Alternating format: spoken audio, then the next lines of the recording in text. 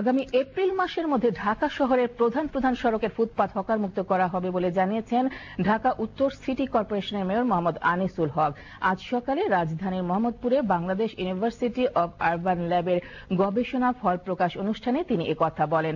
অনুষ্ঠানে যানজটমুক্ত, পরিবেশ বান্ধব, দূষণমুক্ত ঢাকা মহানগর গড়ার লক্ষ্যে 3টি বিষয়ের উপর গবেষণার ফলাফল তুলে ধরা হয়।